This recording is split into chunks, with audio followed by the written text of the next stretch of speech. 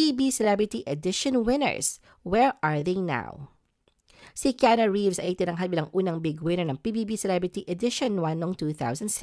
Sa kabila ng mga kontrobersyang hinarap bago pumasok sa bahay ni Kuya, pinatunayan ni Keanu kanyang halaga sa pamamagitan ng taus-pusong pag-aalaga sa kanyang mga kasama, lalo na kay Rustom Padilla na ngayon ay si Bibi Gandang Hari na. Dahil sa kanyang pagiging totoo at pagiging ina sa loob ng bahay, nakuha niya ang respeto at pagmamahal ng publiko. Bukod sa kanyang mga negosyo sa pagkain at pampaganda, nanatili siyang aktibo sa showbiz. Si Ruben Gonzaga ang itinanghal na big winner ng PBB Celebrity Edition 2 noong 2008. Kilala sa Davao bilang bahagi ng joke squad ng ABS-CBN Davao, pinasaya niya kanyang mga housemates gamit ang kanyang masiglang personalidad.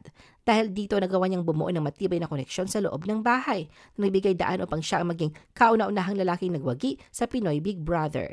Matapos ang PBB, lumabas si Ruben sa mga teleserye gaya ng May Bukas Pa at Halik. Si Daniel Matsunaga ang naging big winner naman ng PBB All-In noong 2014. Bagamat walang dugong Pilipino, ipinakita ni Daniel ang pagmamalasakit at pagmamahal niya sa Pilipinas. Sa kanyang kasipagan, kabaitan at pagiging maaasahan sa mga task, naging inspirasyon siya sa loob at labas ng bahay.